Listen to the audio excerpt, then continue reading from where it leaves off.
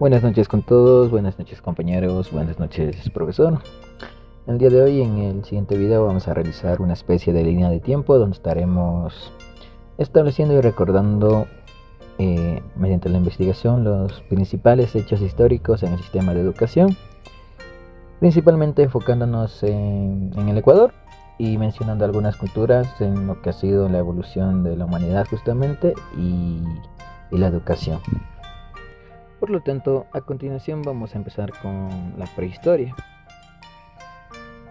Durante la prehistoria, hace aproximadamente 2 o 3 millones de años, la educación se basaba en la cultura y la transmisión oral. Las sociedades cazadoras y recolectoras aprendían mediante la exploración y el juego libre. En Ecuador, las culturas indígenas desarrollaron prácticas educativas basadas en tradiciones orales y rituales.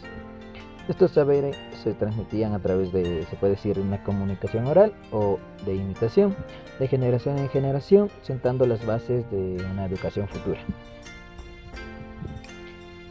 Seguimos en la línea de tiempo con la Edad Antigua. La Edad Antigua, que podemos situarla desde aproximadamente el año 3000 a.C. hasta el 476 después de Cristo, donde se marcó el inicio de la educación formalizada. Es aquí donde en varias culturas como Mesopotamia, Grecia, Roma y entre otras, pues se estableció estas escuelas donde se enseñaba a leer, escribir y contar. Las civilizaciones antiguas como Mesopotamia y Egipto tenían escuelas que enseñaban lectura y escritura. En Ecuador, las civilizaciones preincaicas como los incas enfocaban la formación de líderes y conocimientos prácticos, creando un puente entre la educación y la sociedad, justamente para establecer lo que en ese tiempo pues había las diferentes clases sociales, ¿no? Y en el imperio inca pues principalmente los estratos sociales más altos como los líderes son los que tenían la educación. A continuación seguiría la Edad Media, que abarcó desde el año 476 después de Cristo hasta 1453. Principalmente se puede observar que la educación, principalmente en el antiguo mundo, como se lo llamaba antes, pues giraba en torno a la Biblia y la escolástica dominaba en Europa. La escolástica, una corriente filosófica y teológica, dominó la educación. En universidades como la de París y Oxford se exploraban temas religiosos y filosóficos, fusionando la filosofía aristotélica con la teología cristiana, bajo la influencia de pensadores como Santo Tomás de Aquino.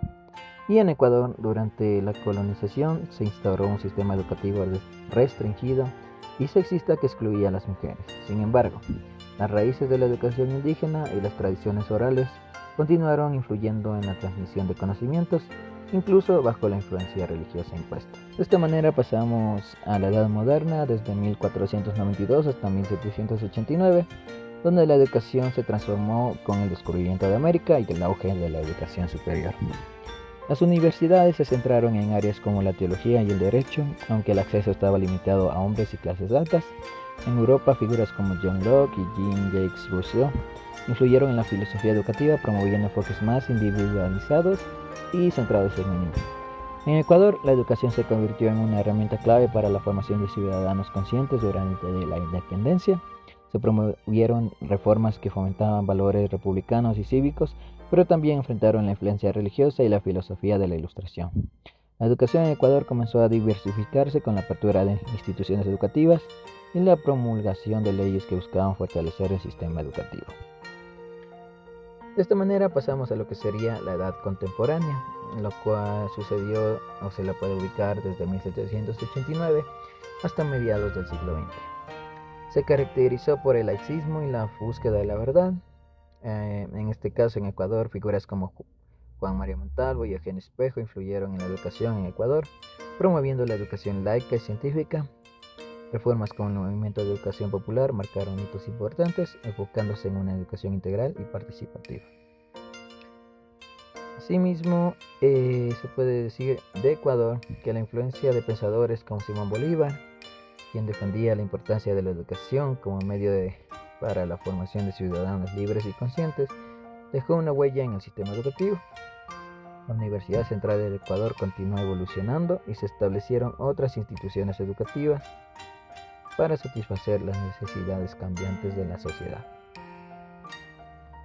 Por último tenemos la edad posmoderna o la posmodernidad, que la podemos ubicar en los años actuales, desde mediados del siglo XX, donde la educación revolucionó con la tecnología y la inclusión en el centro tecnológico o con diferentes vías tecnológicas.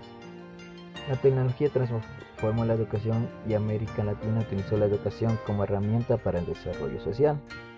En Ecuador se implementaron reformas significativas para una educación más intercultural y tecnológica. La Ley de Educación de 1970 y la Ley Orgánica de Educación Intercultural de 2011 fueron hitos claves en la búsqueda de una educación inclusiva y diversificada. La educación en Ecuador sigue evolucionando para abordar los retos actuales y formar ciudadanos comprometidos y componentes en una sociedad en constante cambio.